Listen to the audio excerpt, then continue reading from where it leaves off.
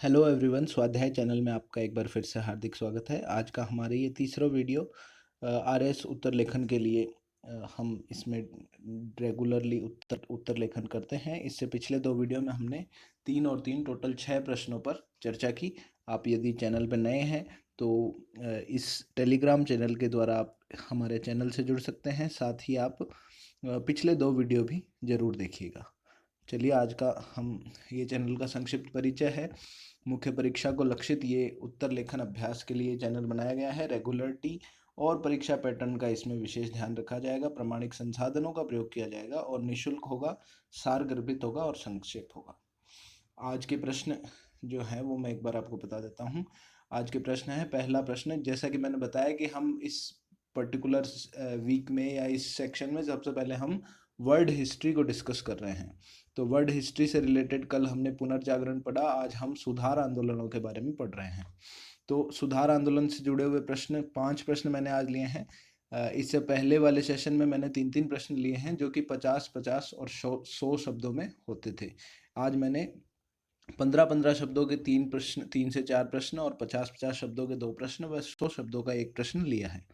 पहला प्रश्न है, सुधार आंदोलन को परिभाषित करते हुए इसके 4 कारण लिखें। दूसरा प्रश्न है, निम्नलिखित पर संक्षिप्त टिप्पणी लिखें जिनमें लिमेंट व ननसिमस, एक्स कम्युनिकेशन, इंटरडिक्ट और इन तीनों पे 15-15 शब्दों में हमें टिप्पणी लिखनी है। तीसरा प्रश्न हमारा 15 शब्दों का ही है जो है, रिफॉर्मेशन आंदोलन के प्रमुख विचारकों के नाम लिखे। रिफॉर्मेशन आंदोलन का ही दूसरा नाम सुधार आंदोलन है। चौथा, रिफॉर्मेशन सुधार आंदोलन का तात्कालिक कारण क्या था। रिफॉर्मेशन आंदोलन के मुख्य कारणों पर सविस्तार टिप्पणी कीजिए। ये हमारा 100 शब्दों का प्रश्न रहने वाला है। तो अब हम चलते हैं सीधा पहले प्रश्न पर। सुधार आंदोलनों को परिभाषित करते हुए इसके 4 कारण लिखिए। सुधार आंदोलन को परिभाषित करते हुए इसके 4 कारण। तो सबसे पहले हम सुधार आंदोलन का एक ब्रीफ इंट्रो दे देंगे। 16वीं शताब्दी में पुनर्जागरण से प्रभावित होकर यूरोप के एक वर्ग द्वारा पोप के अनावश्यक प्रभुत्व तथा चर्च की कुरीतियों, आडंबरों व शोषण को समाप्त करने के लिए जो आंदोलन आरंभ हुआ वह सुधार आंदोलन, रिफॉर्मेशन आंदोलन कहलाया। सुधार आंदोलन के कारण निम्नलिखित हैं। पुनर्जागरण का प्रभाव, पोप का राज्य की राजनीति में हस्तक्षेप, तार्किक व वैज्ञानिक दृष्टिकोण वाले मध्यम वर्ग का उदय और क्षमा पत्रों की बिक्री का विरोध, ये जो कि इसका तात्कालिक कारण रहा।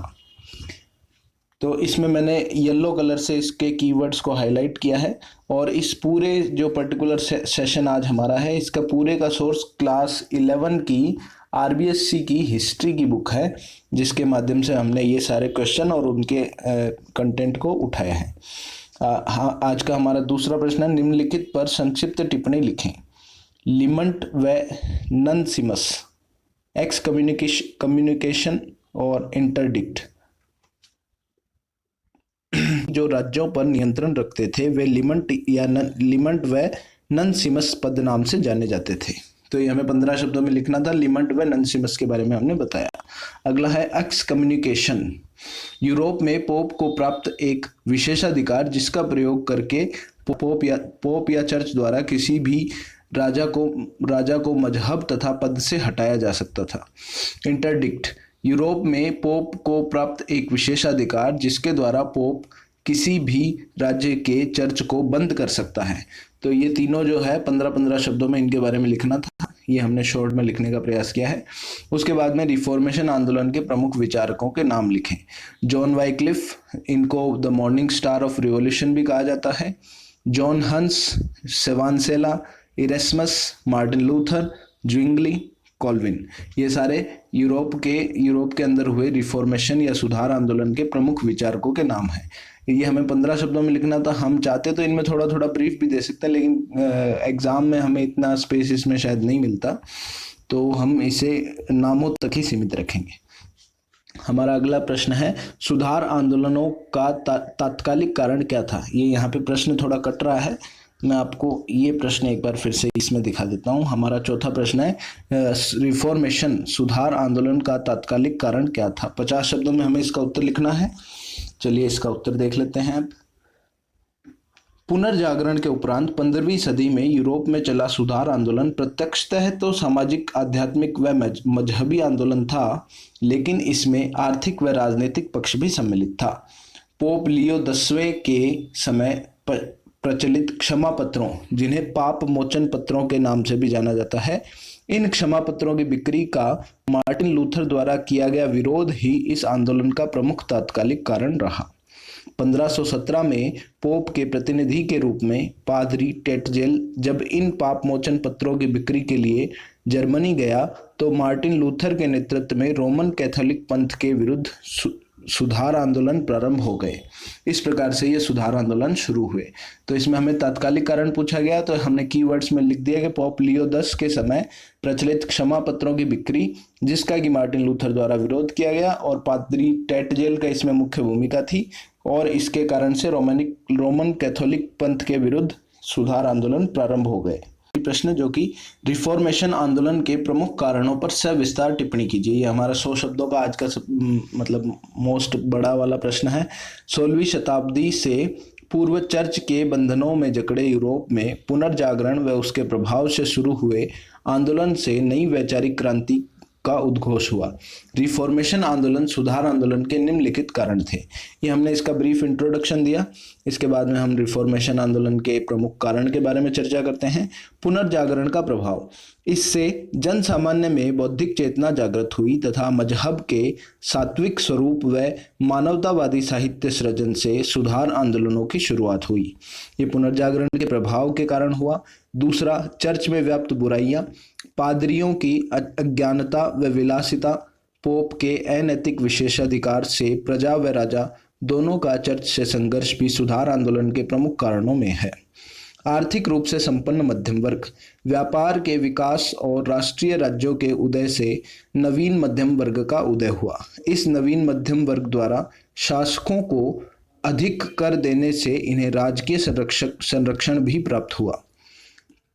चौथा कारण है वैज्ञानिक दृष्टिकोण आधारित बौद्धिक वर्ग का उदय। प्रचलित आडंबरों के विरुद्ध तार्किक व वैज्ञानिक दृष्टिकोण पर आधारित प्रतिक्रिया से सुधार आंदोलनों को दिशा मिली।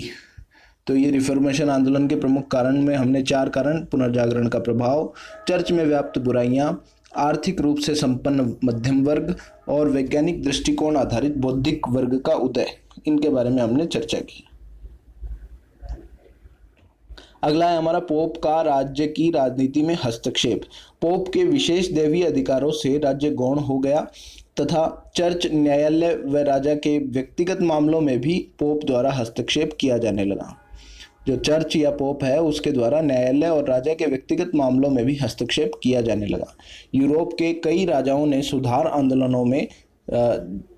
आंदोलनों में जो आंदोलनकारी थे उनका समर्थन किया गया, क्योंकि ये कहीं ना कहीं स्वयं भी पोप से और चर्च से परेशान थे। तात्कालिक कारण क्षमा पत्रों की बिक्री, जैसा कि हमने पहले पढ़ा, पोप लियो 10 द्वारा प्रचलित किए गए पाप मोचन पत्रों, जिन्हें क्षमा पत्र भी कहा जाता है, इनकी बिक्री के विरुद्ध मार्टिन लूथर द्वारा किया गया विद्रोह ही सुधार आंदोलनों का प्रमुख और तात्कालिक कारण बना।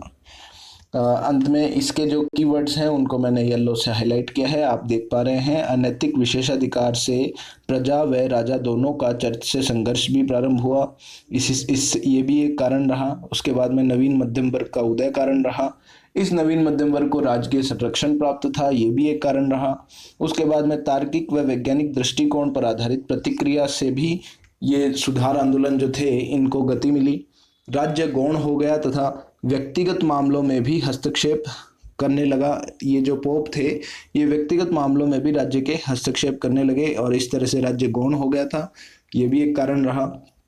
और अंततः तात्कालिक कारण के रूप में क्षमा पत्रों की बिक्री पोप लियो 10 द्वारा। तो ये इसके कीवर्ड्स हो गए।